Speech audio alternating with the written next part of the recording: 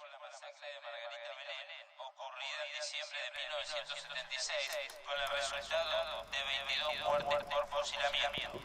Hoy se juzga a algunos de los ejecutores de la masacre de Margarita Belén fue un hecho planificado, direccionado, un operativo conjunto del ejército de la policía con complicidad de autoridades civiles y de la Justicia Federal. Margarita Belén fue uno de los peores crímenes que han cometido. Yo creo que fue muy bien organizado porque acá en la masacre de Margarita Belén asesinaron y desaparecieron a los mejores dirigentes del nordeste argentino.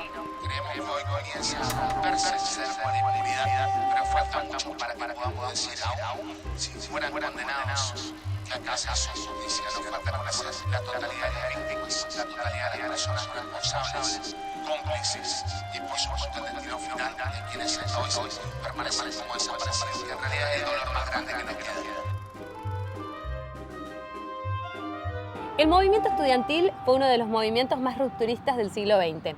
El Mayo francés fue la clara evidencia de que los estudiantes necesitaban tener voz y voto en la educación, en la salud, en la cultura, la sexualidad, la política. En Argentina, las movilizaciones de 1969 lograron aunar los sectores obreros y estudiantiles.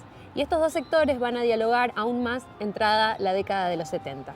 Bueno, en realidad militar implica una forma de vida. Es una de las cosas más interesantes, digamos, que puede tener una persona, que es el hecho de asumir un determinado compromiso, o mejor dicho, a partir de asumir un determinado compromiso con la sociedad a la que uno pertenece. En mi caso personal encaro las cosas, digamos, ¿no? Vos tenías que operar de noche, porque yo laburaba en el norte, además me conocía por todo el mundo, yo escribía poesía. Iba a las conferencias de prensa, éramos pocos, la Resistencia todavía era una especie de aldea un poquito gorda, pero nada más. Entonces yo cada vez que tenía que operar tenía que disfrazarme, ¿no? Con capuchas. No es que un día de buena primera dije, bueno, a partir de hoy empiezo a meditar. A partir de que veo, de que conozco que suceden cosas y que uno las puede transformar, y eso me sucedió en la facultad de arquitectura, cuando yo estaba estudiando, digamos, en los primeros años. Moverte, hacer las citas. Acá lo que favorecía, digamos, la mejor cubierta que teníamos para hacer las citas eran las siestas del verano, donde no hay nadie, ¿no? Entonces era mucho más fácil encontrarte, muerto de calor, pedaleando para Tirol, los dos compañeros charlando de lo que teníamos que charlar, digamos, ¿no? Y también había casas operativas donde nos reuníamos. Teníamos una formación de un sentimiento social hacia el que menos tiene, así, de base. Y en esos momentos, en los 70, era la revolución, era el cambio, ¿viste? Estaban sucediendo cosas muy importantes, y acercarte a otra persona, ayudarlo, pensar en él, actuar para favorecerlo, era una sensación muy rica. O sea que militar es pensar en el otro. Yo, sin darme cuenta, viniendo de una familia radical, en la facultad conocí a una mujer que me dio vuelta la cabeza, que fue Vita, a través de los compañeros, y empecé a atar cabos, digamos, de las cosas que yo había vivido cuando era niño en el campo, con mis padres que eran maestros de escuela de campo, y nunca nadie me había dicho que eso que mis padres hacían era solidaridad, y resulta que cuando yo entro a la facultad empezamos a hacer y eran cosas que iban y volvían, digamos, y una cosa muy imbricada. Un día llevo yo a un compañero, lo llevo a casa, tiene que pasarse el día en un semipiso, y el compañero estuvo ahí, comió ahí. Mamá empezó a hablar con él, lo invitó a comer, comieron juntos, después tomaban mate, charlaban. Y mamá me dice, ay, Miguel, qué buen tipo tu compañero, me dice. Qué tipazo, no sabés. Qué claro que es las cosas, cómo me explicaba, qué sé yo. Le digo, ¿sabés mamá quién era? No, Santucho. Santucho estaba a 2 cuadras de la brigada ahí, ¿no es cierto? Y a 3 de la Federal, ¿no? yo conocía a quién eran todos los buchones que estaban dando vueltas y los buchones conocían quién éramos los legales. Porque yo encima terminé en el frente legal del partido, que trabajaba en las villas, qué sé yo, entonces me tenían como el tipo legal del PRT-ERP. Terminé descubriendo de que había que militar, lo mejor que me podía pasar era militar. Creo efectivamente que lo mejor que le puede pasar a una persona es asumir que uno puede ser agente de transformación en la medida que uno se plantea, puede contribuir, y lo mejor que le puede pasar a un país es tener gente preocupada por su país. Cuestionar el rol que hasta entonces estaba mandado para la mujer, es decir, como en todo proceso de avance en masa aparece todo, y si bien no era agenda central, porque no era agenda central, porque nosotros, las mujeres que militamos entonces, militamos más al calor de la lucha social que de la perspectiva de género. Sí, el hecho de la militancia nos ponía en un lugar en la acción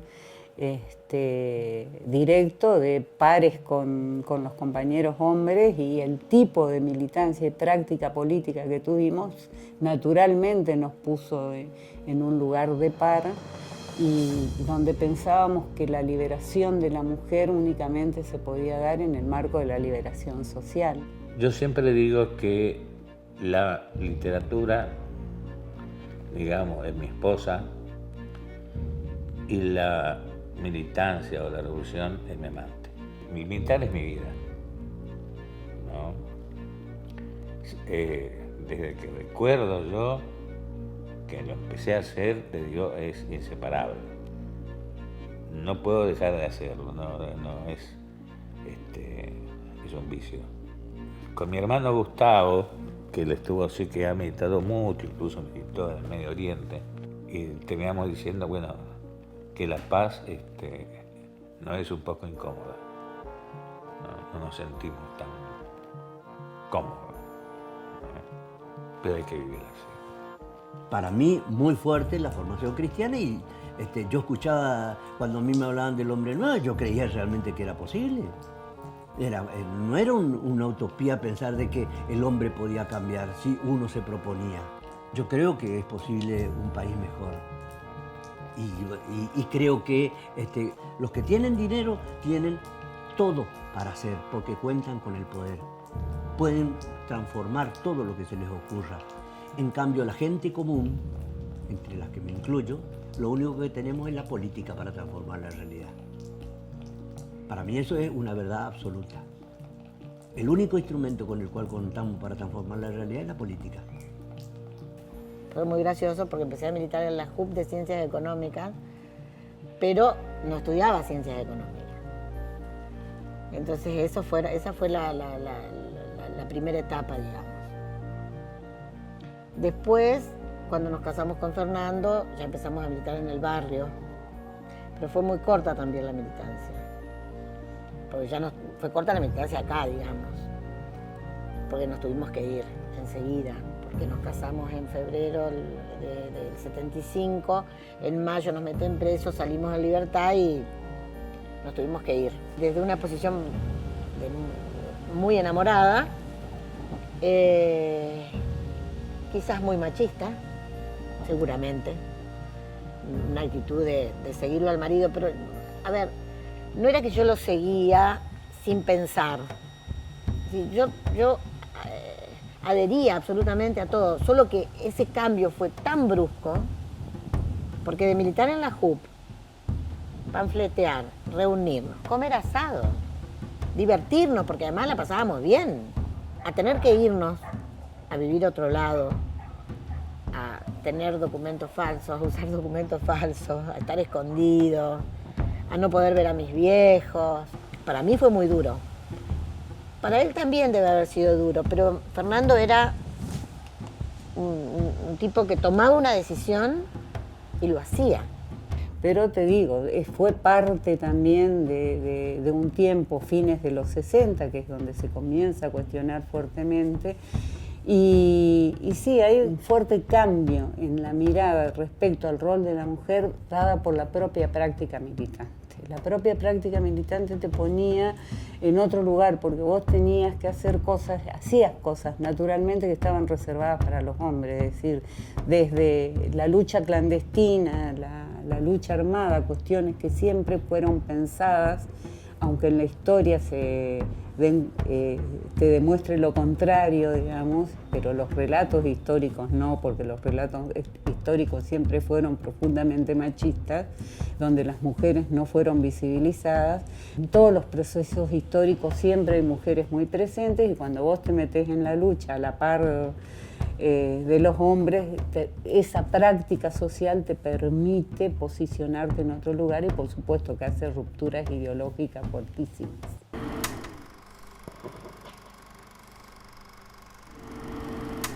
Libros, música, películas, todo el ambiente cultural empezó a impregnarse de una mirada crítica sobre la desigualdad social y se empezó a sentir la necesidad imperiosa de ser parte del cambio. La Revolución Cubana y las colonias independentistas eran una muestra de que la guerrilla era una posibilidad de liberación del pueblo. Las clases medias, las pequeñas burguesías, se aproximaban, digamos, a la idea de empezar a tomar las armas. Este fenómeno se ve alimentado por una serie de hechos que se empiezan a dar de un modo espontáneo, o por lo menos subterráneo. De repente secuestran a Aramburu, de repente lo matan a Bandor, de repente lo matan a Alonso, dirigente textil, también burócrata. La FAL, la Fuerza Armada de Liberación, una organización que duró no mucho tiempo, ¿no es cierto?, atacó un puesto en el Campo de Mayo, se llevó 14 fusiles. ¿Cuál era la estructura de dominación de los pueblos en América Latina, donde se pensaba que una minoría, que una clase poderosa, que una oligarquía era la que dominaba la economía del país y era la que dominaba la política y y concentraba el poder en alianza con un ejército que se consideraba un ejército de ocupación y no el ejército de San Martín, que fue el ejército de liberación, sino un ejército de ocupación que permitía los lazos de la dependencia, ¿no?, frente a un imperialismo que ya no era colonizador como había sido en el África o en el Asia, en el sentido que con su ejército ocupaba territorios, sino con el propio ejército cooptado y cooptado por las oligarquías, ejercía el control social y el control interno de la población. Es como la superficie de un volcán que empieza a entrar en erupción y empieza a hacer globitos de fuego, ¿no? Y eso empieza a crecer, ¿no? Y es el momento en que aparece el non ortolani, la mujer, ¿no es cierto?, en el norte, y yo entro al norte. Entro en contacto con el ERP, me incorporé y no paré hasta hoy. Porque todavía me considero, digamos, sin estar operando y nada por el estilo, soy un tipo de mi partido.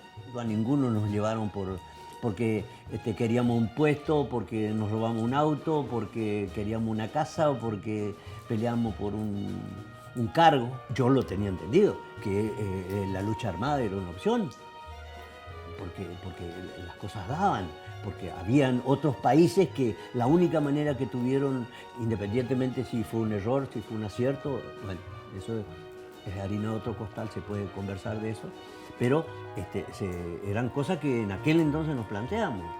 Frente a eso y frente a una represión y frente a las dictaduras y frente a la no expresión política, lo que se veía era que la lucha armada y la insurrección eran las respuestas que el pueblo podía llegar. Más que lucha armada en sí misma, se pensaba una guerra integral en todos y cada uno de los frentes, y si ese frente tenía que ser el frente de resistencia a la represión y de enfrentarse con las fuerzas represivas de la oligarquía, había que estar organizado también en ese sentido. Las insurrecciones y los movimientos revolucionarios que había tenido América Latina en todo ese proceso eran de alguna manera la prueba de que había que andar ese camino y obviamente con mucha fuerza en lo que fue el rol y el logro y la posibilidad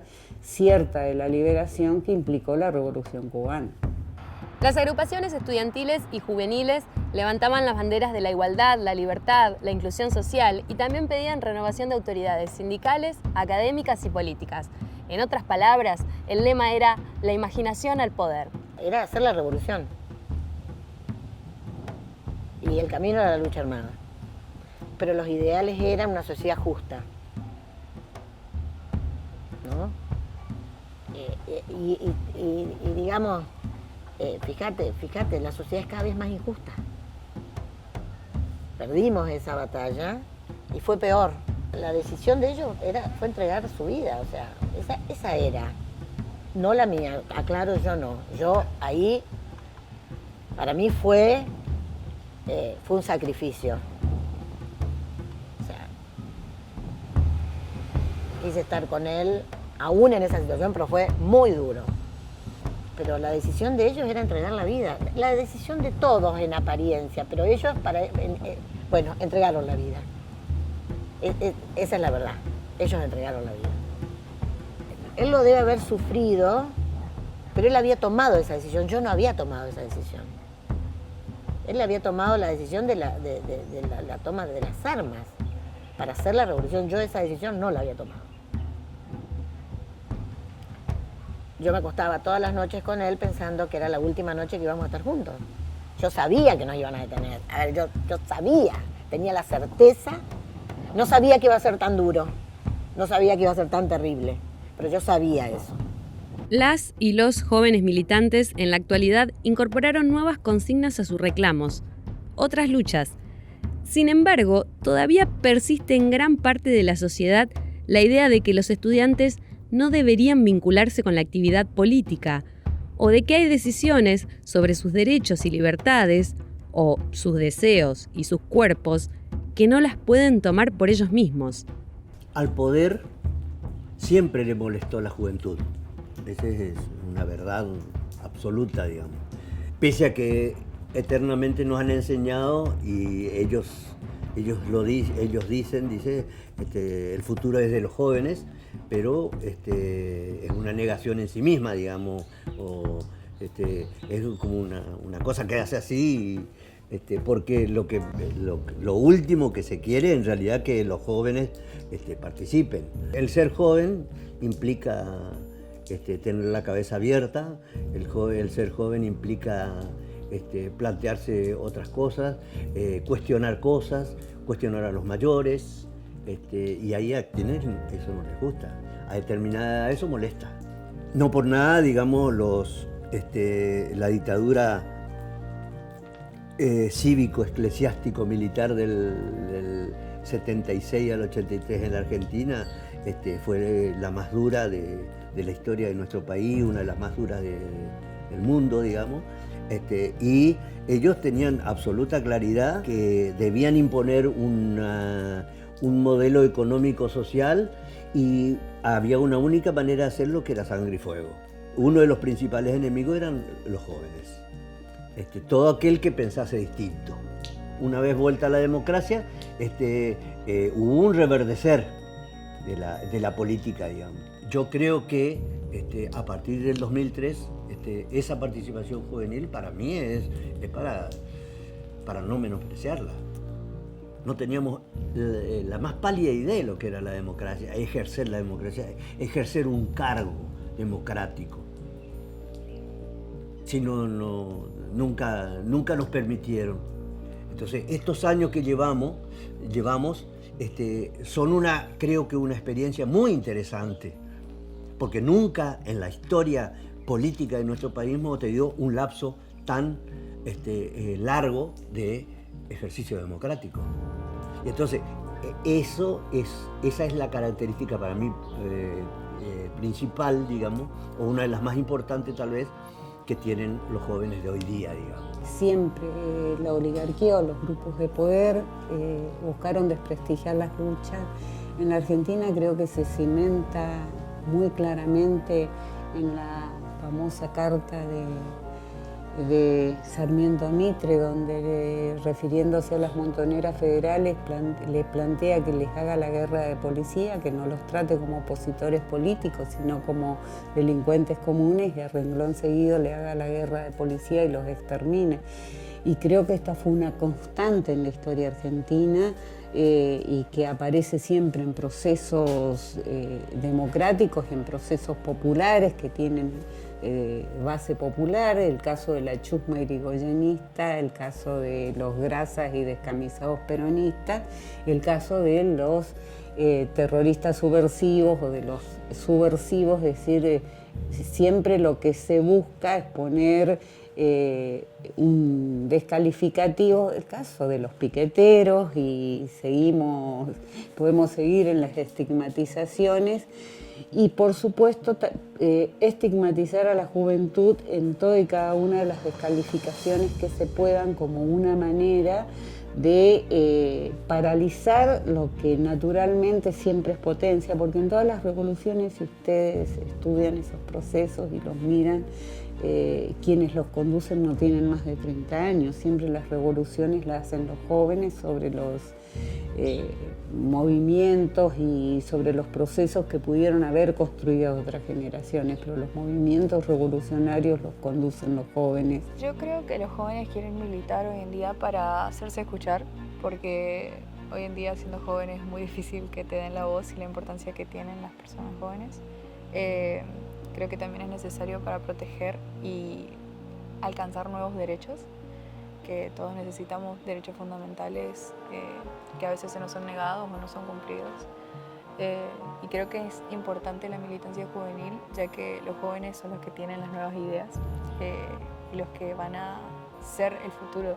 Si le das a un chico de 13 años la edad, con esa edad digamos que ya pueda elegir sobre qué partido político o cuál es la cosa por la que él quiere luchar, cuando tenga 18 años ya va a tener una idea definida de cómo quiere ser él como persona.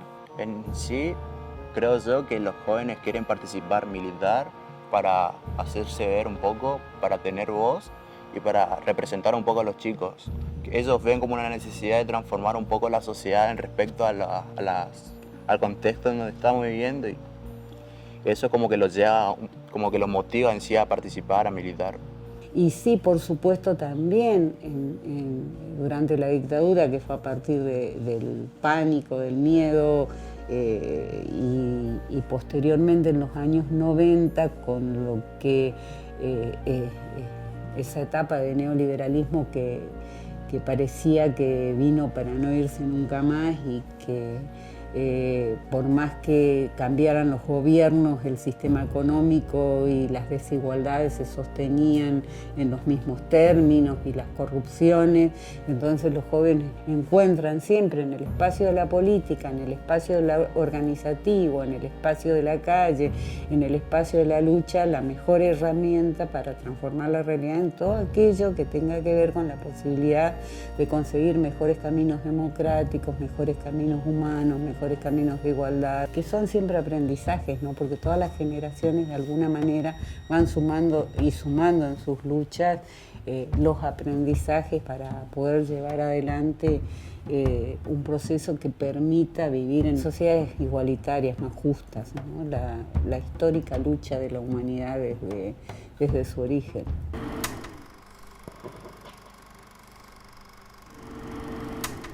Pasan los años y las luchas de los jóvenes militantes se van reconfigurando.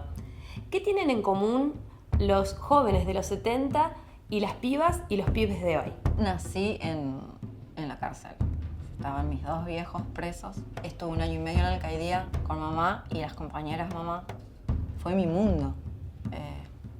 Todos los valores, las cosas, lo que era importante, cómo había que encarar la vida, todo lo fui mamando desde siempre. Cuando me sacan de la alcaidía, estuve viviendo con mi abuela, con unas tías que no tenían nada que ver con la política ni la militancia, más bien del otro bando, si se quiere. Estudié trabajo social y marcha que había, marcha ya, bueno, cuando tenés 20 años y no haces eso, o sea, iba hasta corriente a cualquier lado.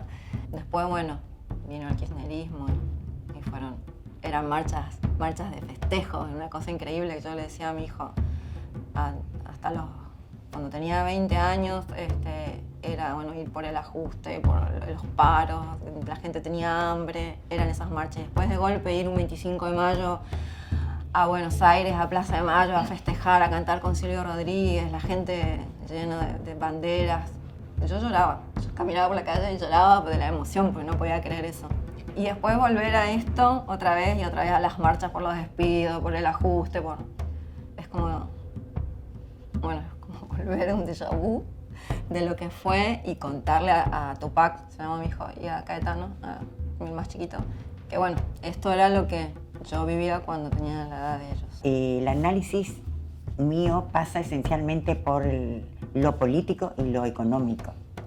Eso es lo que atraviesa mis análisis hoy. Y fueron siempre. Por eso desde ese lugar el que digo. O sea, soy peronista y ese peronismo abarca Rosas, Irigoyen, Perón, Evita, por supuesto, eje total, sin cuestionamientos, es más que nada es ella, Néstor y Cristina. No entiendo que se pueda hablar del ser kirchnerista sin asumir la historicidad, ¿no es cierto? O sea, lo veo más en esa problemática, como decíamos, aunque suena la lucha de clases, ¿sí? Pensando en la militancia nuestra, década del 60, década del 70. Nuestras luchas nuestra militancia estaba vinculada, mientras estábamos en la universidad, con la conexión con las luchas obreras. Veníamos de lo que podría denominarse la Juventud Universitaria Católica. O sea, venimos de la iglesia, pero de la iglesia de la Popular Progresio, de la iglesia tercermundista, de los curas del tercer mundo. O sea que veníamos con toda esa filosofía y esa formación de la búsqueda del hombre nuevo, pero el hombre no en función del hombre-mujer, sino el hombre como ser humano. Son contextos sociales, políticos y económicos que nos atraviesan de manera distinta. Son muchos años. Te estoy hablando de la década del 60 y la década del 70. Después hay un paréntesis de cuando salí de la cárcel, tengo un paréntesis. Me dediqué a trabajar, no hice vínculo con nadie. Después de mucho tiempo comencé a reencontrarme con algunas compañeras y me costó mucho superar el miedo que sigue estando. Vamos a ver dónde están. Nos han quitado lo más preciado que puede tener una madre, o su hijo. Angustia porque no sabemos si están enfermos, si tienen frío, si tienen hambre. No sabemos nada. Y desesperación, Señor, porque ya no sabemos a quién recurrir.